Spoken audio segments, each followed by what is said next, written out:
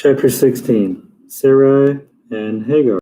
Now Sarai, Abram's wife, had borne him no children. She had a female Egyptian servant whose name was Hagar. And Sarai said to Abram, Behold, now the Lord has prevented me from bearing children. Go into my servant. It may be that I shall obtain children from her. And Abram listened to her voice, to the voice of Sarai. So Abram had lived 10 years in the land of Canaan. Sarai, Abram's wife, took Hagar, the Egyptian, her servant, and gave him to Abram, her husband, as a wife. And he went into Hagar, and she conceived.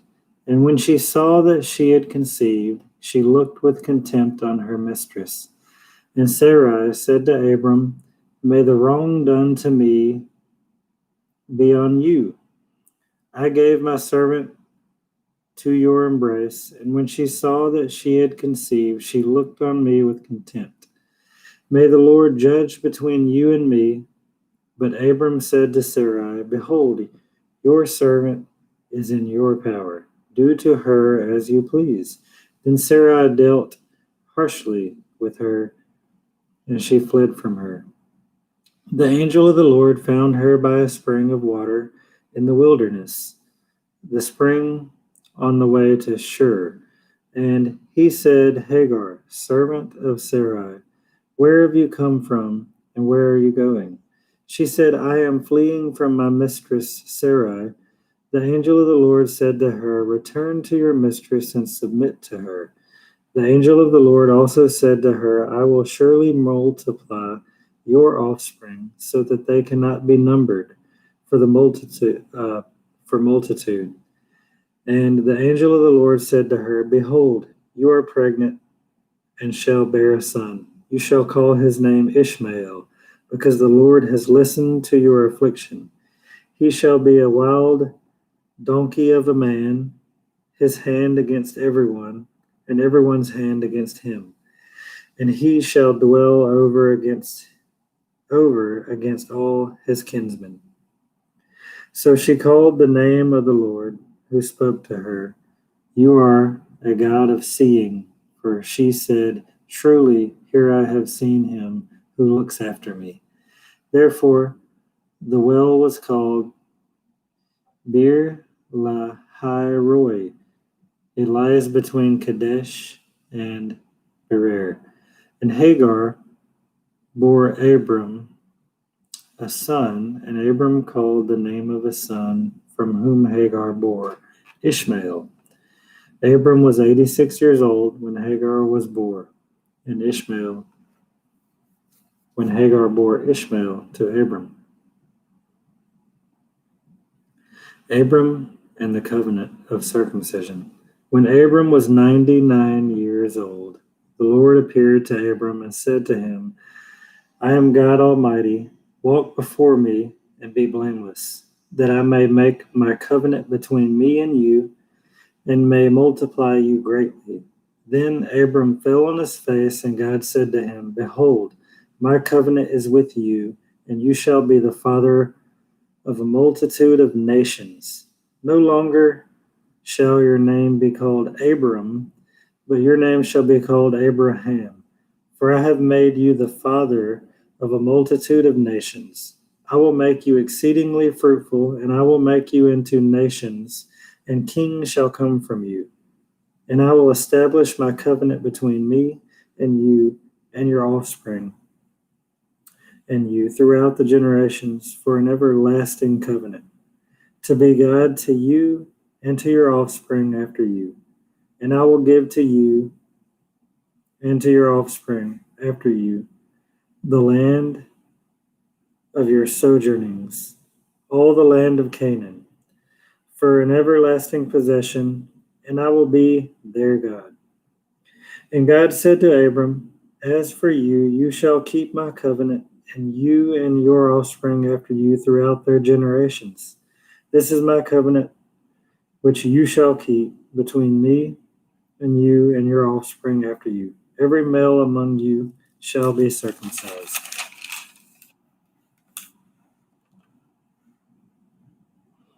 You shall be circumcised in the flesh of your foreskins, and it shall be a sign of the covenant between me and you. He who is 8 days old among you shall be circumcised, every male throughout your generations, whether born in your house or bought with your money from any foreigner who is not of your offspring. Both he who is born in your house and he who is bought with your money shall surely be circumcised, for so shall my covenant be in your flesh, an everlasting covenant. Any circumcised male who is not circumcised in the flesh of his foreskin shall be cut off from his people. He has broken my covenant. Isaac's birth promised. And God said to Abram, As for Sarai your wife, you shall not call her name Sarai, but Sarah shall be her name. I will bless her, and moreover, I will give you a son by her. I will bless her, and she shall become nations. Kings of peoples shall come from her. Then Abraham fell on his face and laughed and said to himself, Shall a child be born to a man who is 100 years old? Shall Sarah, who is 90 years old, bear a child? And Abraham said to God, Oh, that Ishmael might live before you. God said, No, but Sarah, your wife, shall bear you a son, and you shall call his name Isaac. I will establish my covenant with him as an everlasting covenant for his offspring after him. As for Ishmael, I have heard you. Behold, I have blessed him and will make him fruitful and multiply greatly. He shall father 12 princes, and I will make him into a great nation. But I will establish my covenant with Isaac, whom Sarah shall bear to you at this time next year.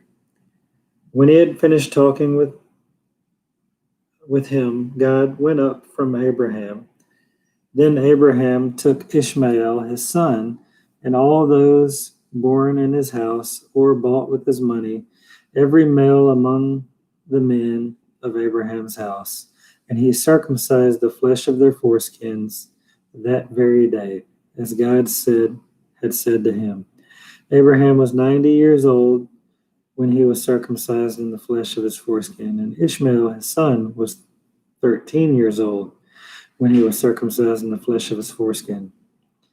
That very day, Abraham and his son Ishmael were circumcised, and all the men of his house, those born in his house and those bought with his money from a foreigner, were circumcised with him. And the Lord appeared to him by the oaks of Mamre. As he sat at the door of his tent in the heat of the day, he lifted up his eyes and looked, and behold, 3 men were standing in front of him. When he saw them, he ran from the tent door to meet them and bowed himself to the earth. And he said, O Lord, if I have found favor in your sight, do not pass by your servant. Let a little water be brought, and wash your feet, and rest yourselves under the tree, while I bring a morsel of bread, that you may refresh yourselves, and after that you may pass on, since you have come to your servant. So they said, Do as you have said. And Abraham went quickly into the tent to Sarah and said, Quick, these 3 seahs of fine flour, knead it, and make cakes. And Abraham ran to the herd and took a calf, tender and good, and gave it to a young man who prepared it quickly. Then he took curds and milk and the calf that he had prepared, and set it before them, and he stood by them under the tree while they ate. They said to him, Where is Sarah your wife? And he said, She is in the tent. The Lord said, I will surely return to you about this time next year, and Sarah your wife shall have a son. And Sarah was listening at the tent door behind him. Now Abraham and Sarah were old, advanced in years.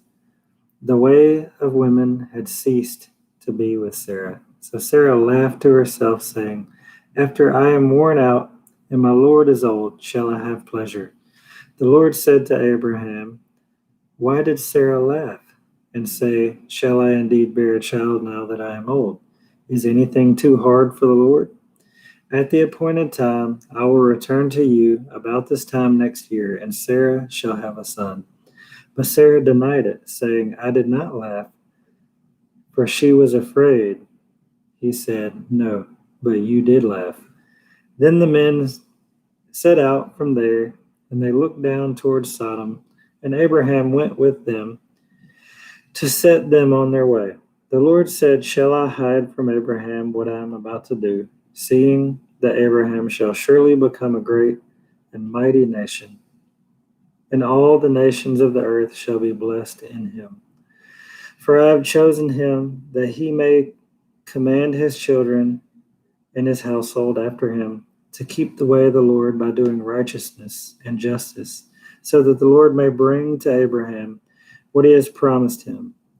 Then the Lord said, Because the outcry against Sodom and Gomorrah is great, and their sin is very grave, I will go down and see whether they have done altogether according to the outcry that has come to me, and if not, I will not.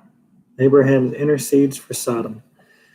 So the men turned from there and went toward Sodom, but Abraham still stood before the Lord. Then Abraham drew nearer and said, Will you indeed sweep away righteous with the wicked? Suppose there is 50 righteous within the city. Will you then sweep away the place and not spare the 50 righteous who are in it? Far be it from you to do such a thing, to put the righteous to death with the wicked, so that the righteous fare as the wicked. Far be that from you. Shall not the judge of all the earth do what is just? And the Lord said, If I find at Sodom 50 righteous in the city, I will spare the whole place for their sake. Abraham answered and said, Behold, I have undertaken to speak to the Lord, I who am but dust and ashes. Suppose 5 of the 50 righteous are lacking. Will you destroy the whole city for the lack of 5? And he said, I will not destroy it if I find 45 there. And again he spoke to him and said, Suppose 40 are found there. He answered, For the sake of 40 I will not do it. Then he said, Oh, let not the Lord be angry, and I will speak. Suppose 30 are found there. He answered, I will not do it if I find 30 there. And he said, Behold, I have undertaken to speak to the Lord. Suppose 20 are found there. He answered, For the sake of 20, I will not destroy it. Then he said, Oh, let not the Lord be angry, and I will speak again, but this once. Suppose 10 are found there. He answered, For the sake of 10, I will not destroy it. And the Lord went his way. And when he had finished speaking to Abraham, and Abraham returned to his place.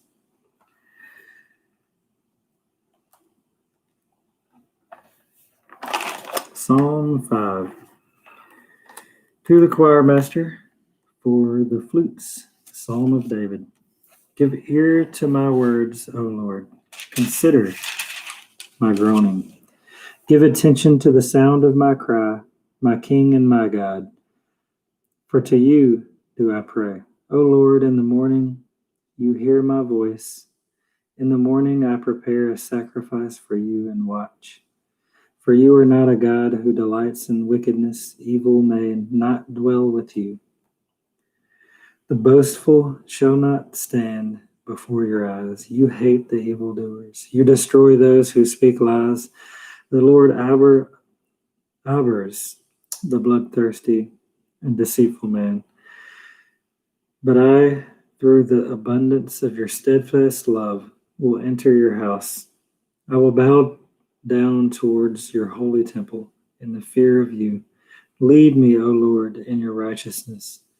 Because of my enemies, make your way straight before me. For there is no truth in their mouth. Their inmost self is destruction. Their throat is an open grave. They flatter with their tongue. Make them bear their guilt, O God. Let them fall by their own counsels. Because of the abundance of their transgressions, cast them out. For they have rebelled against you. But let all who take refuge in you rejoice. Let them ever sing for joy, and spread your protection over them. For those who love your name may exalt you. For you bless the righteous, O Lord. You cover him with favor as with a shield.